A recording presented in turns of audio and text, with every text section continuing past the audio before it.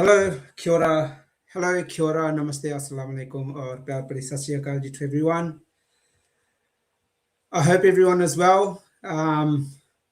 So today, as promised, I've got a very special person that will be on this show with us, Ricardo Menendez March from the Greens Party. He has always supported the migrant not only in Parliament, but he's also supported in every protest, rally, support the migrant community. As in, we will be asking questions, and then the comment section is also active. If you want to ask any questions, you can ask via comment section. Let me introduce you all to Ricardo Menendez March.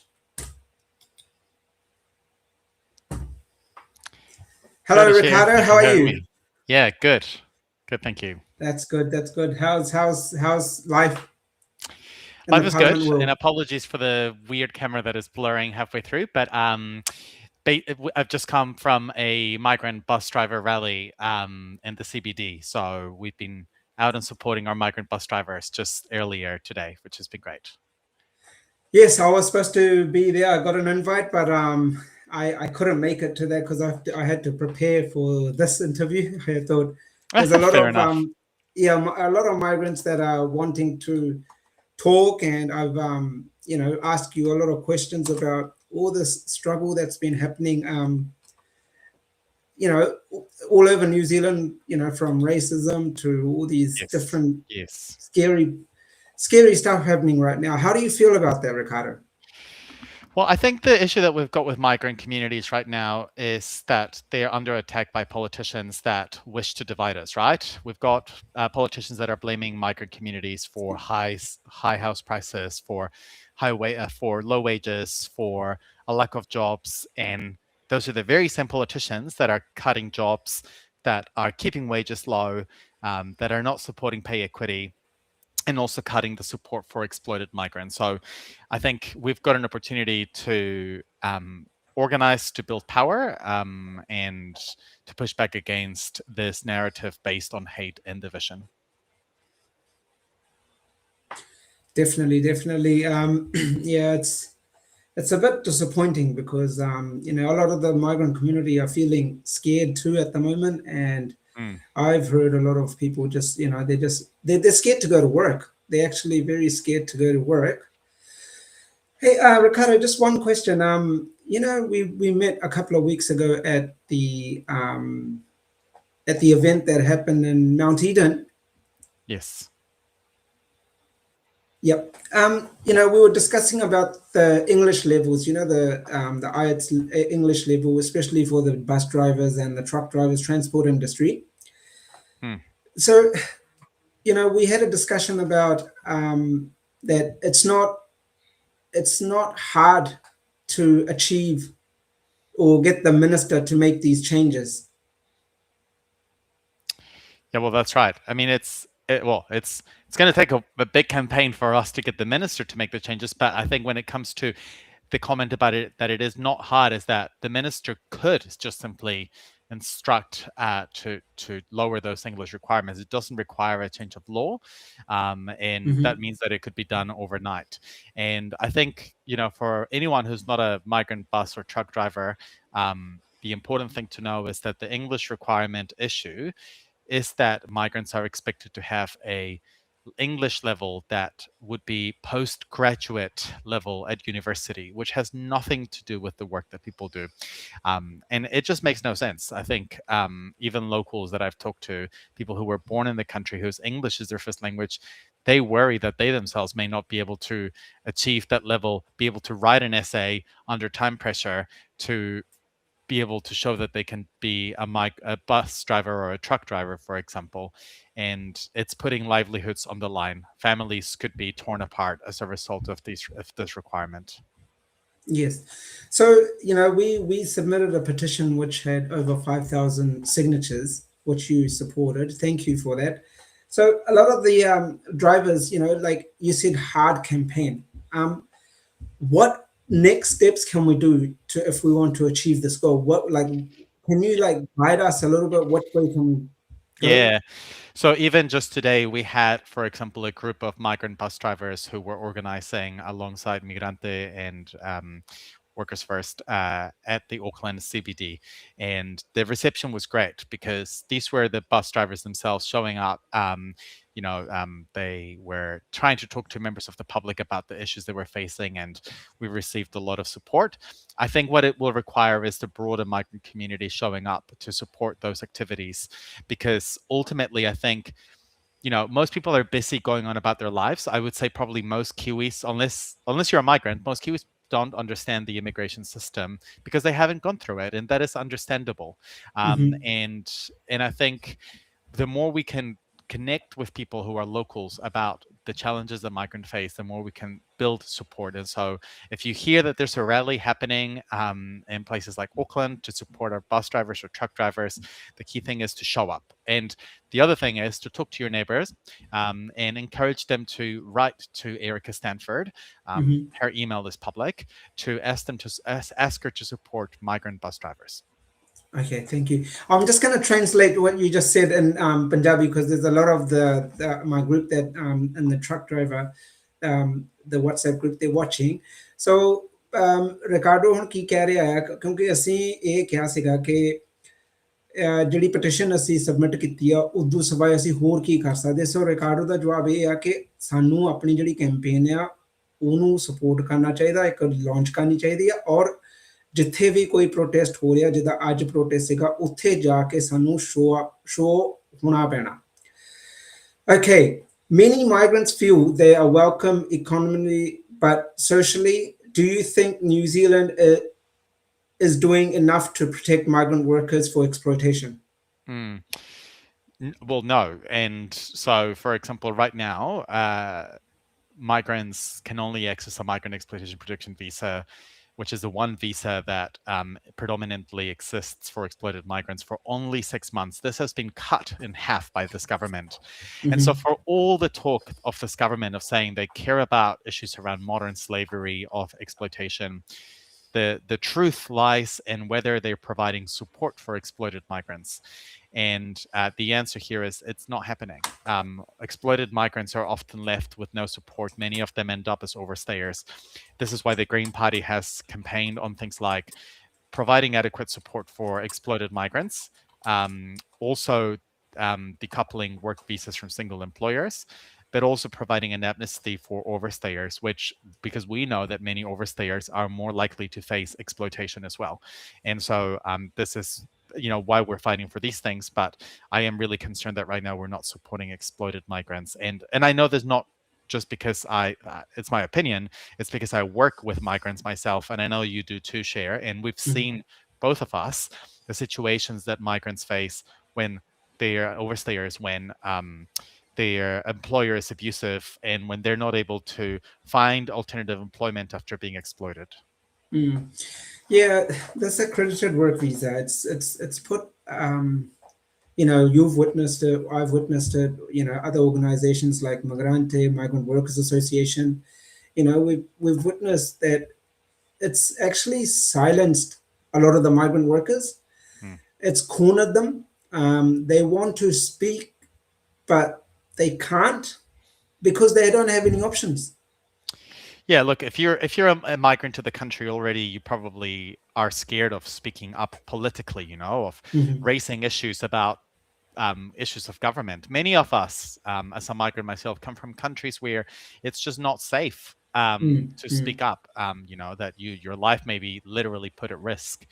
And so, if on top of that, you have a visa that depends on your employer, you're not going to feel like you can raise issues. And this is why I am particularly concerned that the accredited employee work visa is putting migrants at risk. The answer here is to ensure that migrants can, that we change that visa completely, and Mm-hmm. migrants can move between employers, and that migrant workers who come here have a pathway to residency, Mm-hmm. because otherwise we're just treating migrant workers like they're disposable, like they're just here to offer a short-term benefit to the country, but we don't acknowledge the sacrifices that migrants make when they leave their communities, their families behind, when they enter into debt to just be able to come into the country. And so this is why we've long fought for changes to the accredited employer work visa.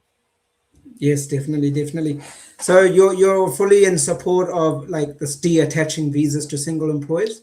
Yes, but it cannot be the only thing we do, right? Like I think Hmm. the other thing is better pathways to residency.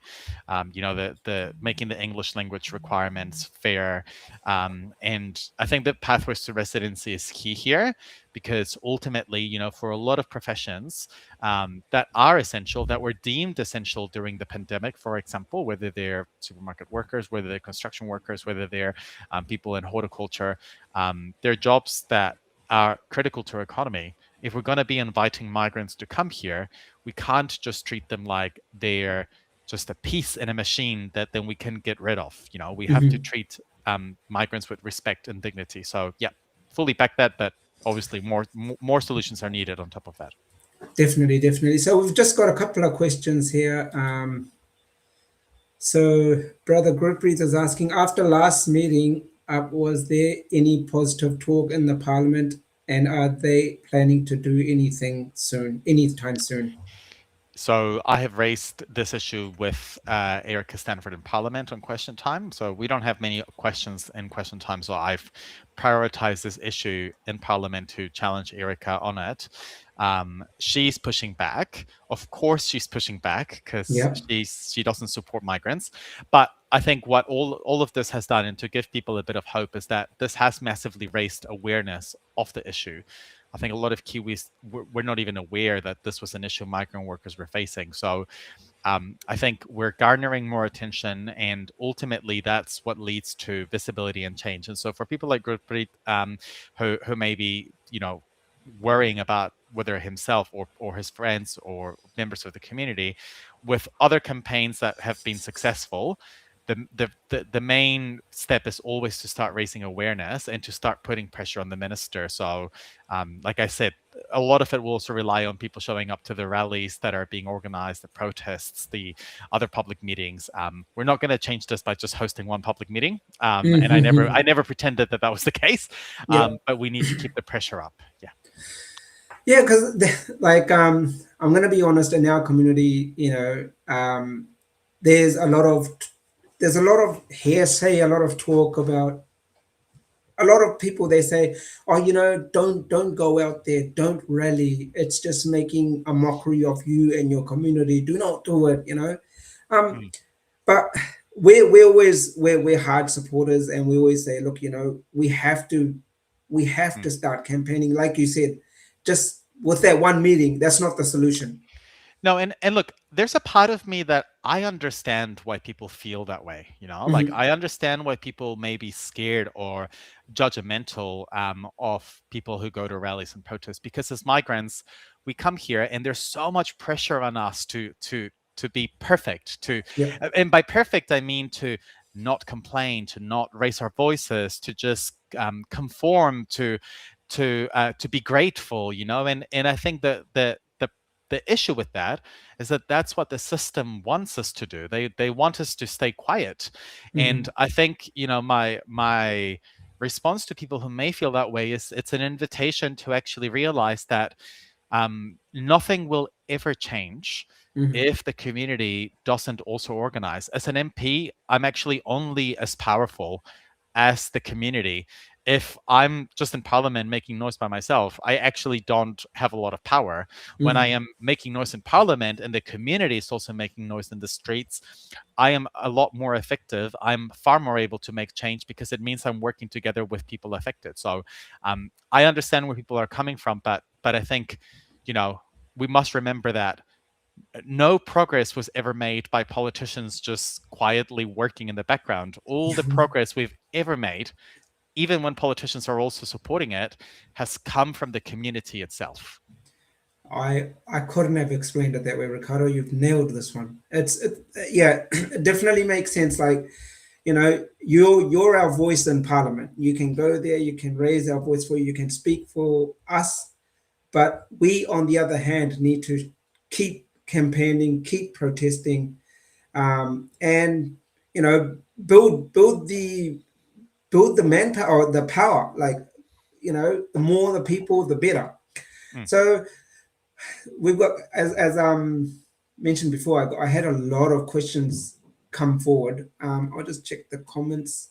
So, Ricardo, what do you think would be the genuine IELTS requirement for the truck drivers?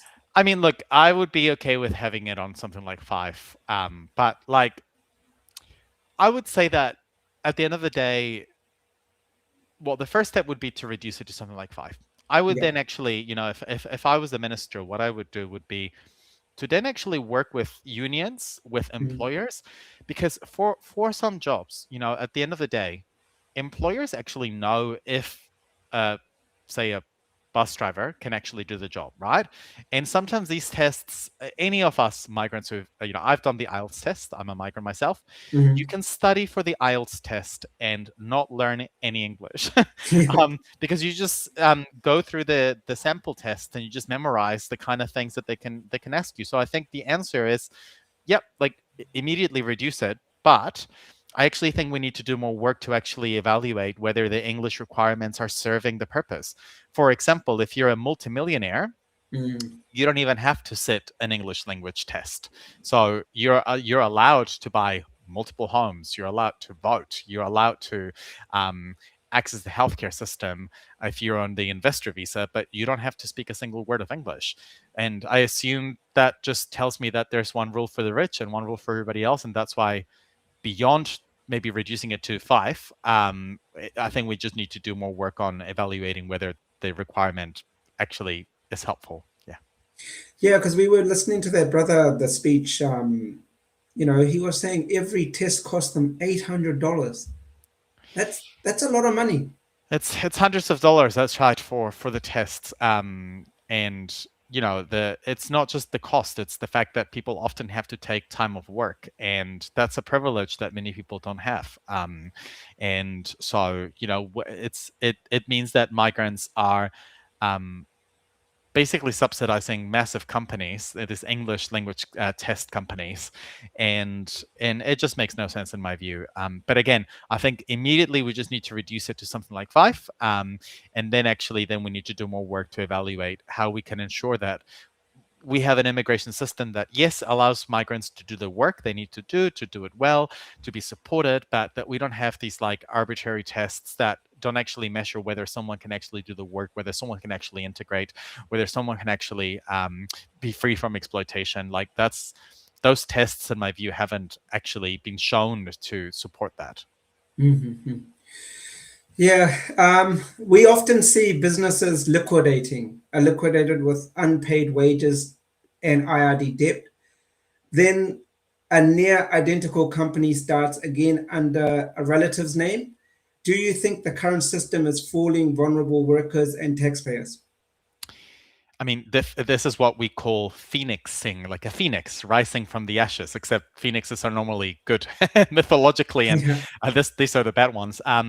Yeah, it's failing workers at the moment.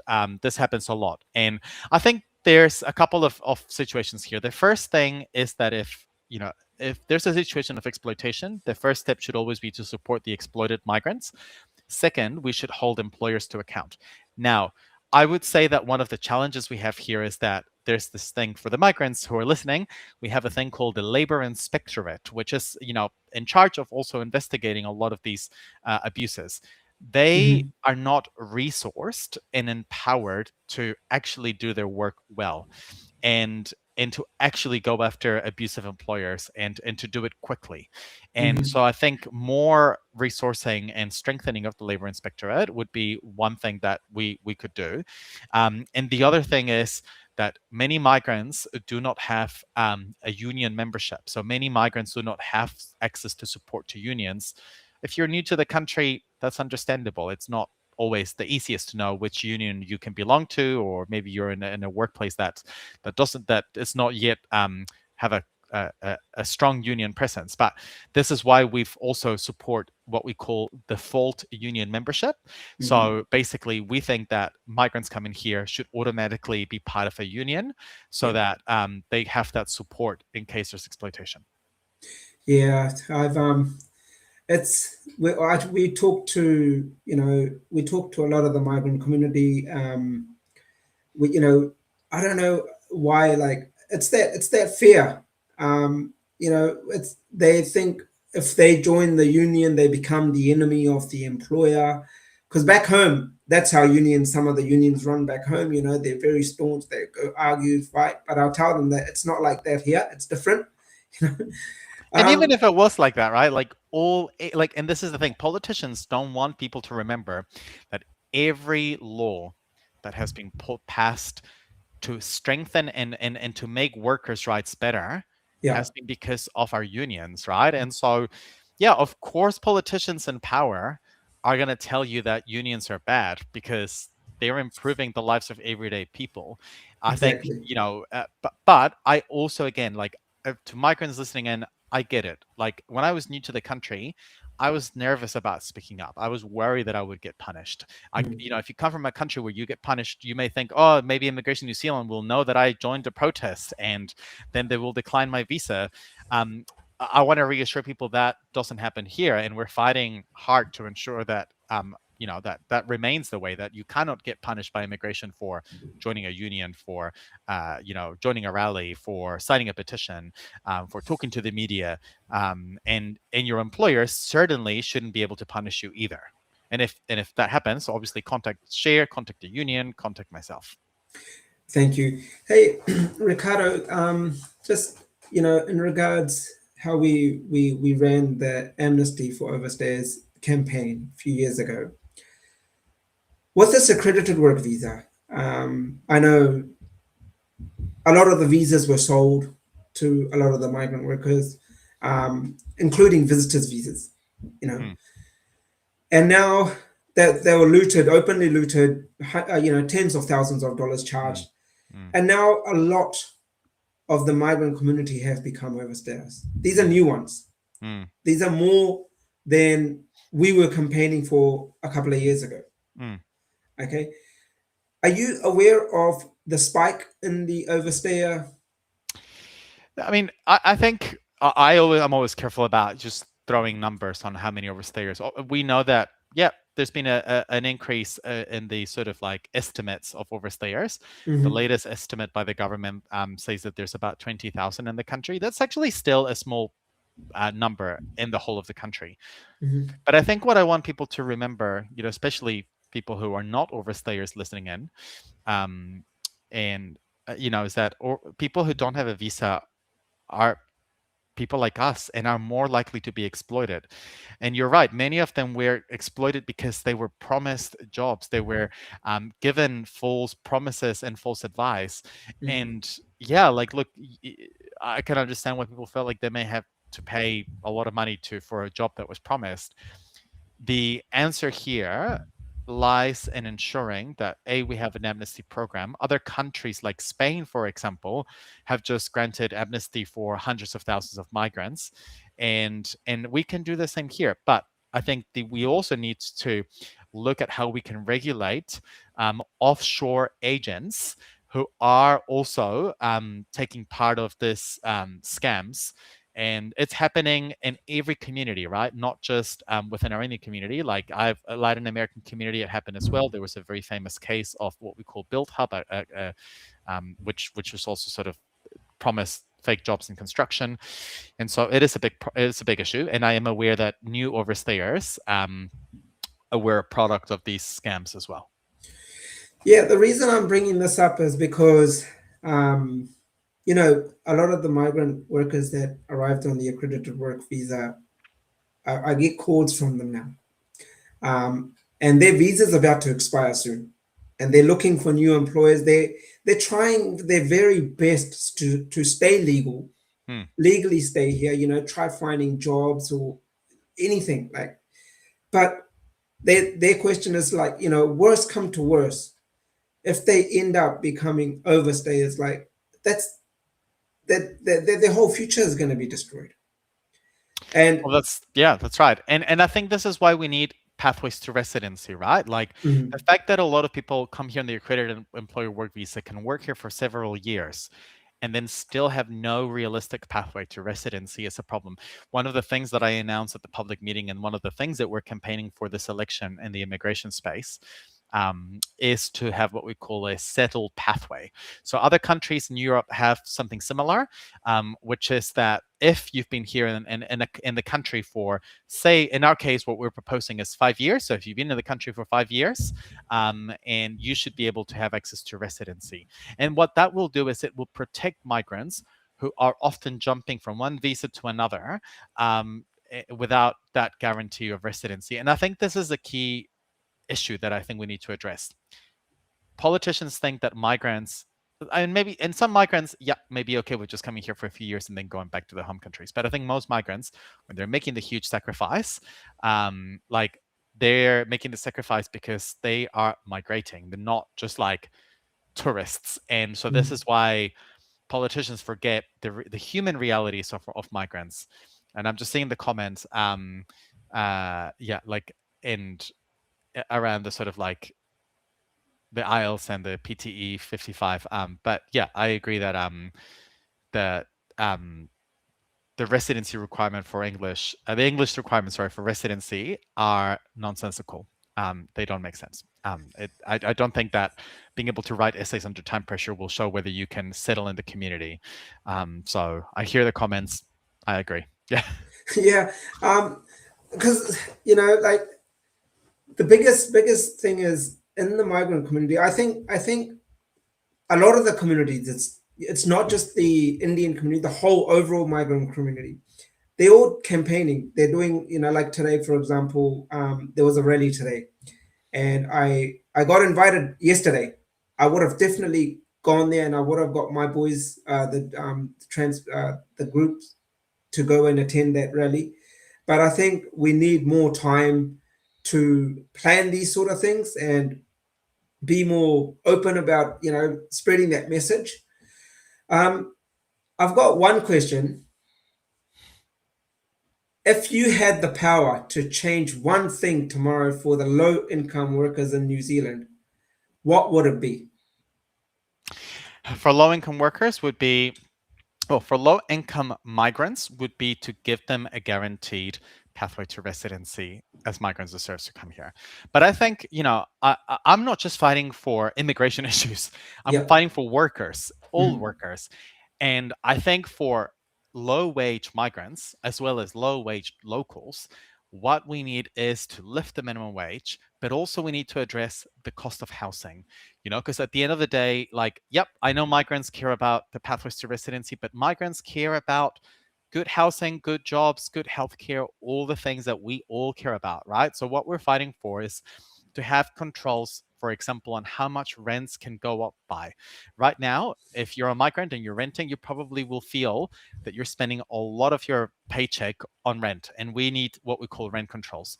We also need things like pay equity and other sort of reforms to lift the incomes of migrants and local workers as well. So, like I said, some of these solutions for low wage migrants are not necessarily immigration issues. They're stuff that will benefit every worker in New Zealand. And that's exactly what we're fighting for.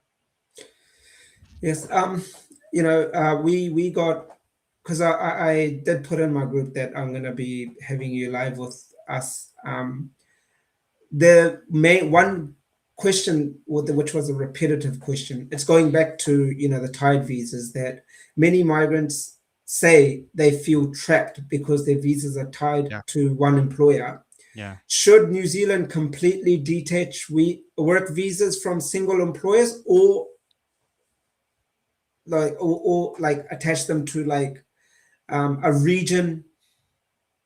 What? I think there's many options that we have. I think, Mhm, and I've done some policy work on this, but I think even just having visas that are attached to, say, a type of industry would still give migrants way more mobility. And mhm, but I think ultimately, um, you know, I think it's the employers who have to create the conditions to attract workers. The problem with bonded visas and the accredited employee work visa is that it assumes that a migrant won't stay in the job unless they are forced to.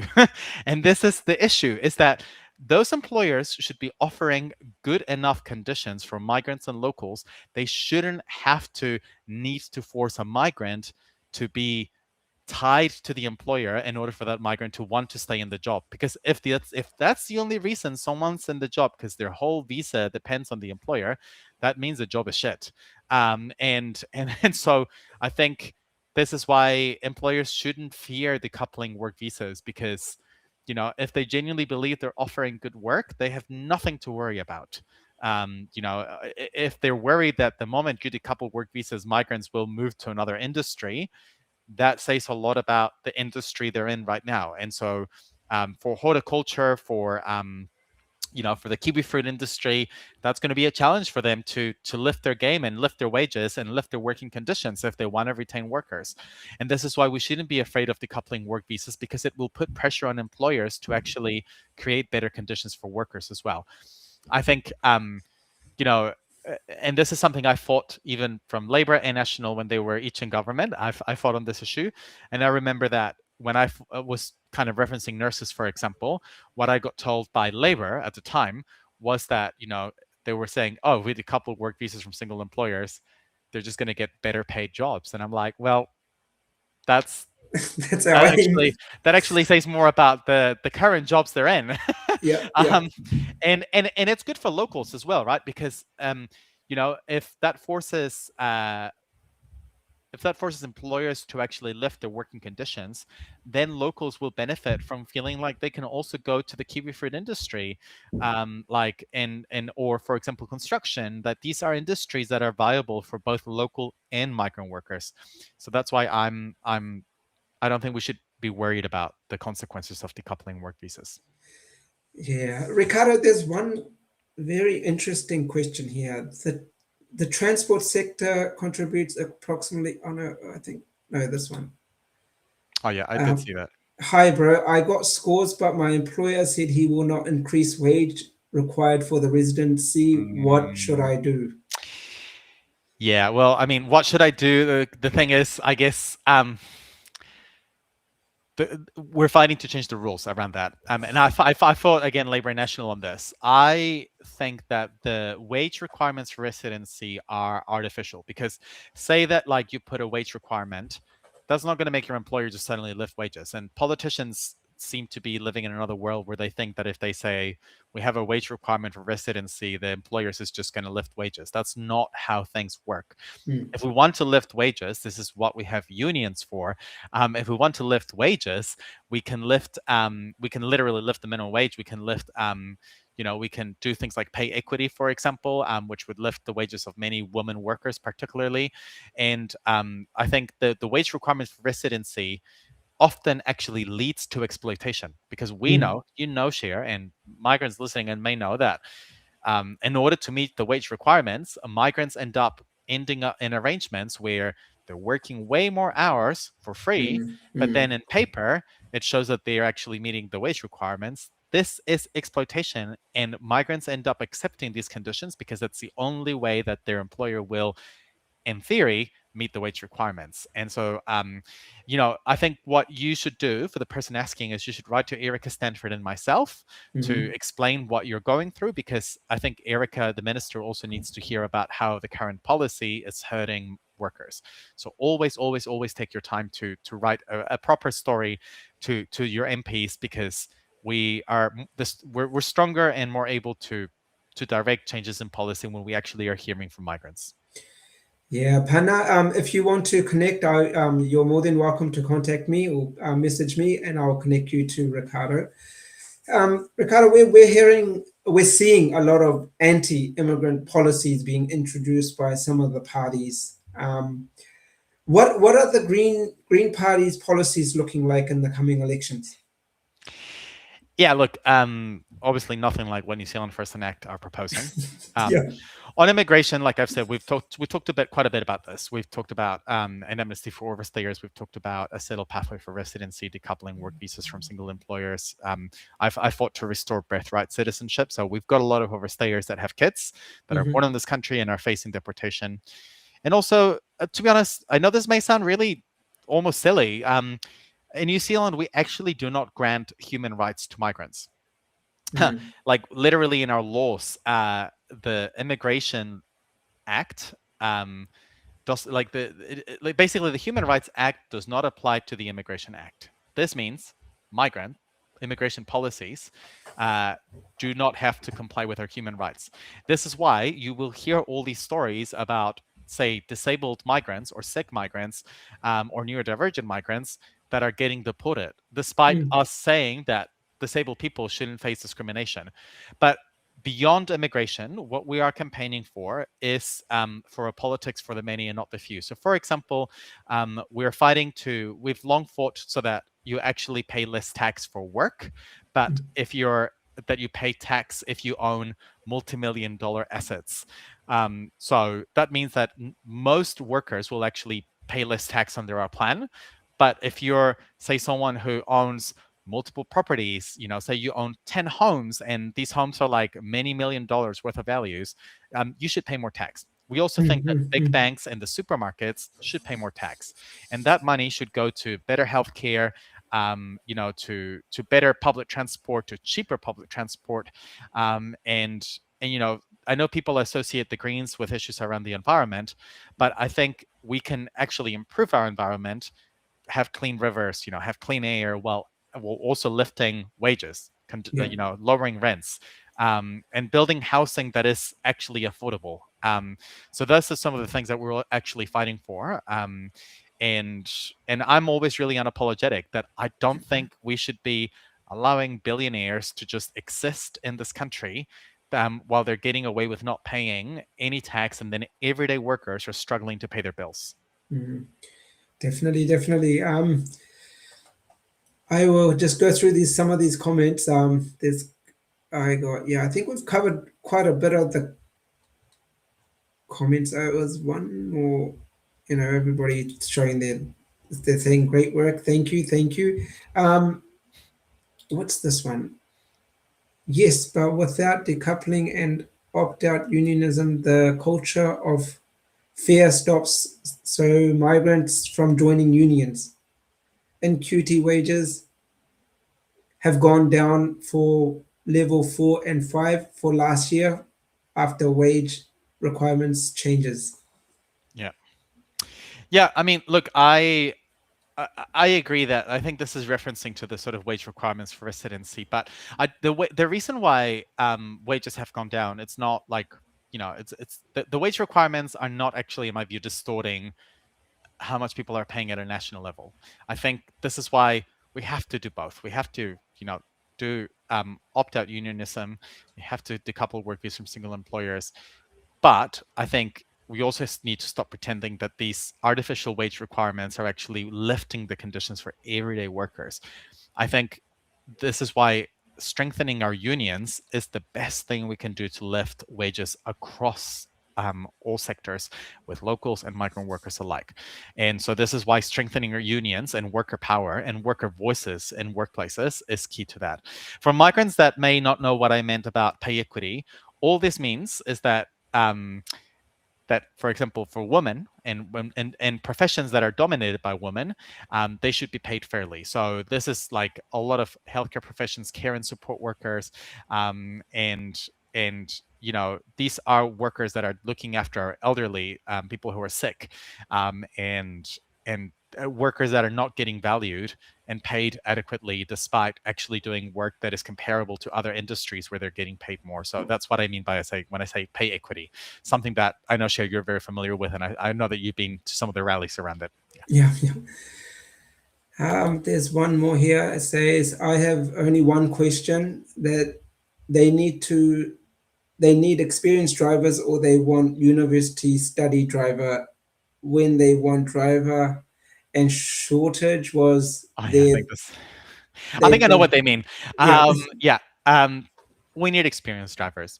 Um, we don't. I don't think local drivers are not expected to be able to write essays at a university level, nor should they. Being able to write an essay under time pressure does not show that you can, be part of a community. And so, yeah, I agree with Hardeep. I think it's Hardeep who's putting this, and I just, yeah, we agree. Okay, I think we've done enough questions. Ricardo, thank you for allowing us to talk to you openly on a public platform. Is there anything else you would like, a message you would like to give the migrant community before you go? Yeah, look, we're going to fight for you, for everyday workers, local or migrants alike. When migrant workers are looked after, we actually lift the conditions for local workers as well, and vice versa. And the answer here is to fight against the politics that treats migrants like they're a threat, to fight against the politics that wishes to turn migrants against Maori, that wishes to turn migrants against unemployed people, and realize that we actually have more in common with each other than we do with the billionaires like Elon Musk and Peter Thiel at the very, very top. And so we're going to be fighting to change the government. You're actually allowed to participate in political campaigning, on activism, to raise your voice, and know that if you're facing exploitation, if you're an overstayer and need support, that you can write to my office or get in touch with Cher, and then Cher can connect you with me. But we're here to help, and we're here to fight for you. And if you have gotten your residency, please enroll to vote. Yeah. If you're a resident in this country, please enroll to vote and get behind the many migrants who are struggling and are not able to actually participate in the election. So if you don't know how to enroll to vote, get in touch with either me or Cher, but it takes 5 minutes. Yeah. Thank you, Ricardo. Thank you for being available, always being available for the migrant community. We'll definitely keep in touch. Thank you, Cher. And if there's any campaigning happening, we'll definitely promote those. And if we need you back online, we'll definitely invite you. Thank you. No worries. Thank you, Cher. Thank you. Keep up the good work. Oh, hang on. Sorry, Ricardo, just got cut. Sorry. I know. I just said thank you. Okay, thank you. I thought you were See you later. See ya. Thank you. Yeah, that was our interview with Ricardo. So, like Ricardo said, look, we have to keep campaigning. He's ready to be our voice, and he's always been our voice in the Parliament House. But we ourselves need to get out there and be part of these protests and start campaigning. Otherwise, we get a lot of calls of these migrant workers whose visas are going to expire soon. We need to start campaigning. As mentioned earlier, there was a protest this afternoon in the city. If they organize another one, I'll definitely let you guys know. You can take a screenshot of this QR code and share it with your friends and subscribe to this channel. I will be continuing these sort of meetings, and I will be also talking to some migrant workers who have faced challenges and overcome struggles. I've got a really good story coming up of a migrant worker who became an overstayer, who is a resident in New Zealand. So a lot of the migrant community would learn from that video. So I'll keep you posted. Please share this post and show your support by subscribing to the channel. Thank you.